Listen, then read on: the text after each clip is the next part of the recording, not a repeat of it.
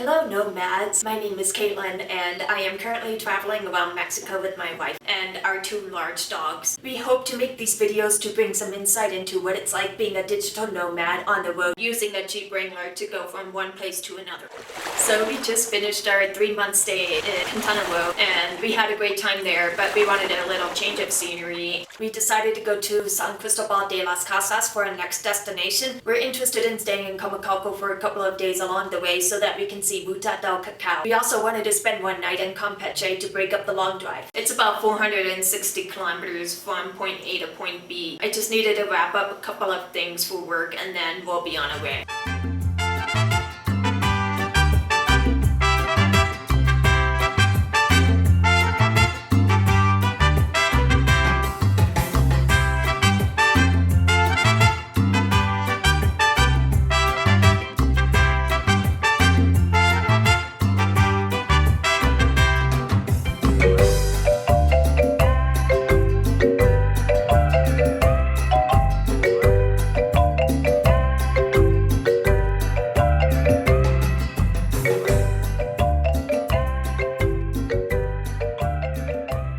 So we finally made it to Campeche late at night, around 10 p.m. It had been a long day for us, so we decided to go straight to bed. We woke up early the next morning because we wanted to see a little bit of Campeche before hitting the road again. We spent a few minutes going to touristy spots around Campeche. We saw historic downtown area. Honestly, if I had known what Campeche was like beforehand, I would have stayed much longer there. But that's not the case today, so it's time to hit the road again. Second day of driving is about 400 kilometers from Campeche to Comalcalco. We expected it to be raining most of the time. We wanted to add a little bit of buffer time to our trip so that we can make sure that we get to Comalcalco before dark. Much of the drive was very scenic. It was beautiful, lots of greenery, and it was easy. We grabbed some delicious tacos at a taqueria along the way to Comalcalco. It was on the side of the road and it looked too good to resist. We finally made it to Comalcalco. It's known for its Ruta del Cacao and also its Mayan history. It has a population of a little over 40,000 people in downtown and much more in the metro area. Comalcalco is situated in the state of Tabasco, which a lot of people say has more water than land, and after spending a couple of days there, I can definitely see why. The climate is always hot, always humid, always rainy. Airbnbs were a little hard to come across, so we decided to use hotels.com. When we got to Comalcalco, we learned that a reservation wasn't honored by the recipient. They thought we were a scam because we never confirmed the confirmation. I never even got a call from them that I knew of. So we were in the last minute scramble trying to find a hotel in the area. And not only that, but one that is pet friendly, which is super hard to find. We were fortunate to find one in a nearby town called Puerto Ceiba. It could have been worse, let's just put it that way. We finally settled in our hotel. We had our itinerary finalized. We were gonna go see 3 cacao terras, La Luz, Jesus Maria, and Cholula, and hopefully the ruins if we have time. So it's our first day in Comalcalco, and we woke up to no water. We weren't gonna let that ruin our day, so we just went on with our schedule. We went to this cute cafe that's technically part of the first cacao terra that we wanted to see. The breakfast looked really good, so we ended up getting chilaquiles, tamales, and geladas. And we also got the local cafe. Tabasco is one of the few states in Mexico that grows and exports cafe. So we asked about the availability of the first cacao terra. It turns out it was closed. We think it's for COVID reasons. So that's strike one. At that point it was pouring rain. We needed to get some ponchos before going to the ruins. So we stopped by a store in downtown Comalcalco to grab some. Once we got some in hand, we were good to go. And of course the ruins were closed. We talked to the security guard and he hopes that it reopens soon. So that's strike 2. Fortunately, we were able to see the cacao terras that were left on our itinerary, Jesus Maria and La Luz.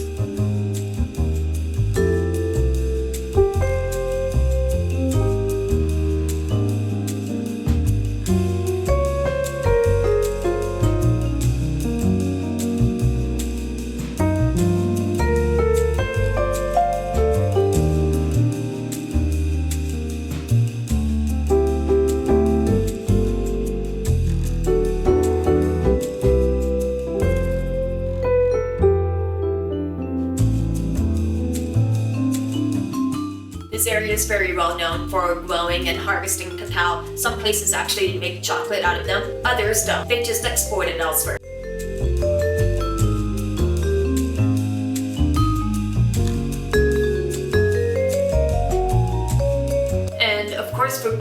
We also got to make our own cacao powder. We got to taste what cacao tastes like. If you bought one of those 100% cacao bars from a grocery store, that's basically what it tastes like, minus the added flavors. We got to mix the cacao powder with salt, sugar, and at one of the cacao kernels, we got to mix it with the spice, so it adds a little kick to the flavor at the end. Later in the day, we got to use the powder to make some hot chocolate, and it was fantastic. As I mentioned before, I also had to do some work when we were in Comalcalco. The Wi-Fi at the hotel was not strong enough for my Zoom calls, so I ended up having to use my Google Fi phone. Amazingly, it somehow got 100 megabytes per second download speed. We topped off the end of our trip in Comalcalco by going to a local seafood restaurant called La Bamba. The seafood was fresh, the sauce was fantastic, and the cervezas were a nice touch as well. Now, I would like to provide some tips for those of you thinking of going to Comalcalco in the future. First, lodging is difficult. I actually highly recommend staying in Villa Hermosa, especially for those of you thinking of working remotely. Wi-Fi is much more reliable there. Second, bug spray. I cannot stress this enough. I got eaten alive by mosquitoes when I was there. I don't know what I was doing, but I didn't think of bringing bug spray. You would be much better off wearing pants instead of shorts as well. Expect it to rain, so I would just bring a poncho or a rain jacket. It would also be helpful if you brought rain boots as well, since it gets pretty muddy in Comalcalco. And as I mentioned before, Wi-Fi isn't very reliable in Comalcalco, so if you do expect to do some remote work while in Comalcalco, I highly recommend using a local SIM card or a Google Fi phone if you happen to have one on hand.